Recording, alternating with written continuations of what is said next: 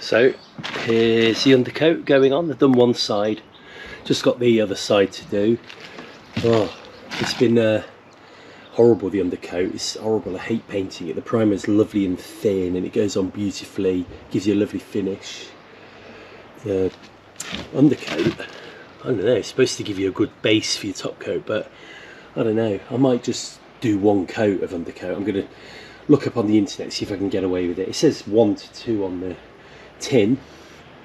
While it's sort of touch dry, I thought what I would do is sort this out, because all these little screws here have come out the back here. And let's show that. This is what folds out and pushes the side parts of the hull out and keeps them out. So we can see here that these hinges have actually come off. Let's try and show you. I have no idea what that noise was. You can see here there's a few come out. I have the screws here, so I'm just going to put these in now. So I've just screwed all these up. These are nice and much tighter now. These are looking really good. I'm just going to give these hinges a little bit of spray. I'm just going to use this for now, just to ease them up a little.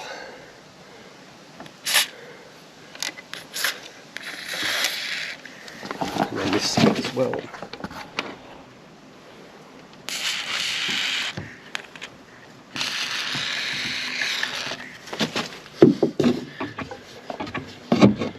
Just to get them free. That's perfect. This is just a bit of dust off here, by the way, from all the sanding. So those fold up nicely. You can see the screws fold into each other, which is why you don't put one in this bottom one here. So that's working really beautifully. I've also tightened up the bottom here, so this is nice and tight. And coming onto here, I've tightened this up as well. That's nice and tight. And this one too, so that's nice and tight. There's the second coat of undercoat gone on. It does look a lot better. It looks a hell of a lot better. It looks really solid now. The first coat didn't really cover it very well. And to be perfectly honest, I did get some advice, and the advice was, if you've got time to put 2 coats on, put 2 on, and the more coats the better, really, was what came back. So let that dry overnight, and the next coat will be the top coat. This is the outboard I got with the Seahopper boat I bought. I'm not quite sure how old it is. I'm going to check all the serial numbers and that on its engine plate, but it hasn't been used for a long time. It's got it had no fuel in it. You can actually open that up and you can see inside it looks really, really clean. I mean, really beautifully clean. It hardly looks used.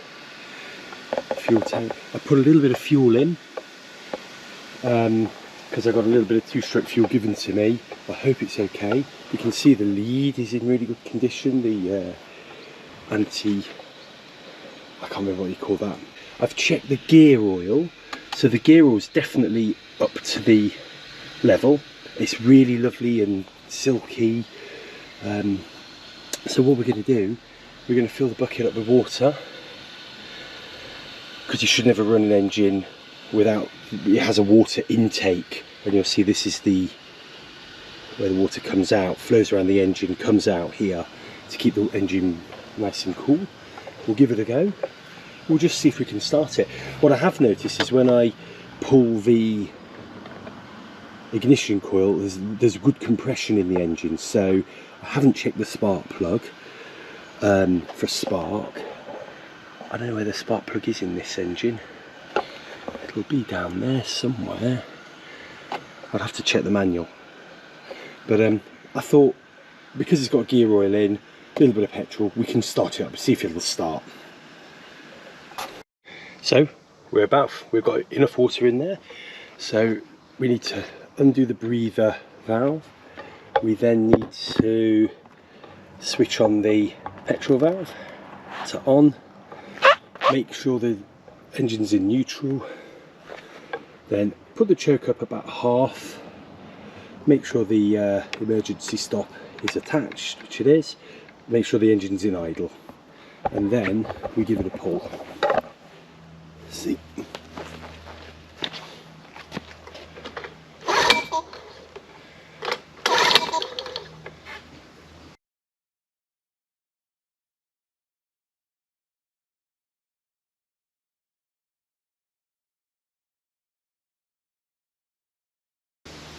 So that feels pretty dead at the moment. We'll have to have a look what it is. This is my old tiller handle, my original one. That actually, remember, the metal here was bending a little bit, especially when you were twisting it round. Well, I've kept it because, you know, you never quite know when you need a spare. I'm just taking the sleeve off. And I've actually got a new sleeve, and this is for the new Mariner outboard I've got with the Seahopper. This one, it slides. This is actually the rubber sleeve that comes off the tiller handle of the Mariner motor, and you slide it on, and then all you'll need to do is tighten up these two bolts. I just realised in the 3D print design I should really have split this, so I'm going to cut that with the Dremel.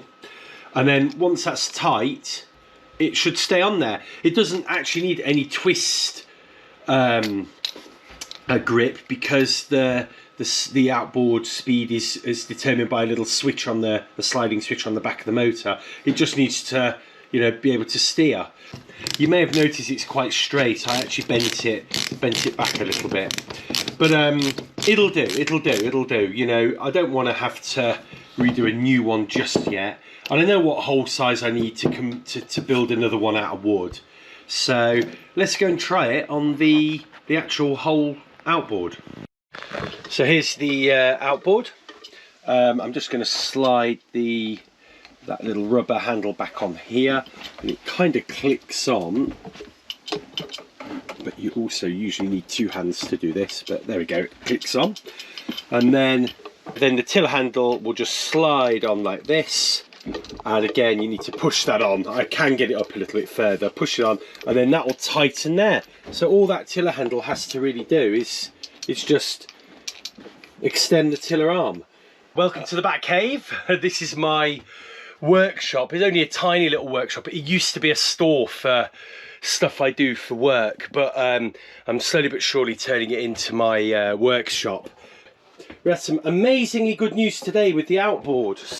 So here's the outboard, and I've actually successfully got it running, and I'll do another video of how to start it and of it running.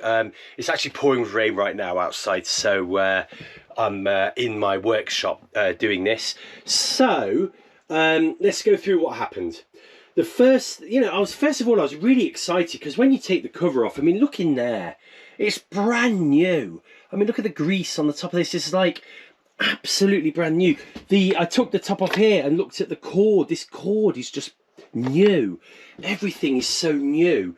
You know, it's dirty and dusty because it's been stuck in a garage. So the first thing I did was check the fuel. There weren't many bits in the fuel tank, so I thought that was okay. I then made sure this plug was in the on position, and then if you come around here and follow the tube round, you'll see that that's where it connects into the carburettor. I don't know if you can see that just there. There's not much light in here. I need to get a light on the top of this GoPro. So you could, I took that off. It took a bit of doing, but the fuel came through. The other test I did for the fuel was underneath here. I can't get the camera in. Let's see. There, you can see there's a little screw just there. That's where the fuel will come out if you want to drain the carburettor.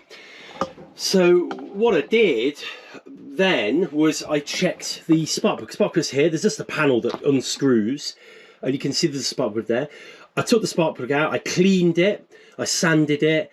I actually then put it in, earthed it, and pulled the motor carefully, not touching any of the metal. And you could see there was really good spark came off that spark plug. Actually, it was it was a decent spark. So the spark plug's working. That meant that it couldn't be the stop thing. Sometimes these break or go. Now you can test that by following the cable back, and it's this one here. And if you just pull that apart, you break the circuit, so it will just start. It just won't stop anymore. So there was that. So what I then did was I spoke to the guy, or the guy that I bought the motor from got back to me. He gave me some free two-stroke, and he didn't think it was that old. And anyway, he got back to me late last night and told me that actually the two-stroke might be somewhere in the region of 2 years old. Since then, on a forum, I think it was the YBW forums, I found out that you can do a smell test to see if your fuel's any good. And my God, the old fuel I had in there stank of varnish. It was sweet, which indicates it's probably way off. So I got some new petrol. I got the premium Quicksilver two-stroke oil. I mixed some of that up. And then the first thing I did was flush the system out. So using that little screw on the carburetor I've just shown you, I just drained the whole system out. I put a little bit of fuel in here, let it drain out again until everything was blue. Fortunately, the colour of the new oil is blue and the old oil was red, so it was really easy to see when that was turning blue. I then sealed it up, screwed that back up, spark plug in, filled it up with a little bit of brand new two-stroke, breather cap off, choke on, pulled it. I mean, seriously, like 10th pull, it just sprung into life. It actually caught me out. Gosh, from that point onwards, I knew it was going to start. So that was amazing. So anyway, filled the bucket up with water and pulled it a couple more times, and off it went. Brilliant. A little bit smoky, but it all aired, got it all sort of worked its way out, and it ticked over beautifully. And went into gear. Everything was amazing. I'm so chuffed about that. So we'll do a video of the engine starting at a later date when I get the chance, and running in the water. The other thing I'll just say is I just built this. I just knocked this up. So this is just a stand for the outboard. It just makes life so easy if you want to like service them and whatnot. The last thing I did was I just oiled all the essential components that it says in the manual, and I actually oiled this. This little screw alters how free that is. So if you're like me, I like that quite hard, so you can sort of set its course and leave it. If you're on a big lake, you can do that, or if you're in the sea, maybe you can do that. But I quite like that. But that was seized. I've sorted that out as well. So one little outboard looks really great. When I do the video of it running, I'll swap the spark plug out for a brand new one, see if that makes any difference to how it runs. But yeah, really chuffed with that. Really chuffed.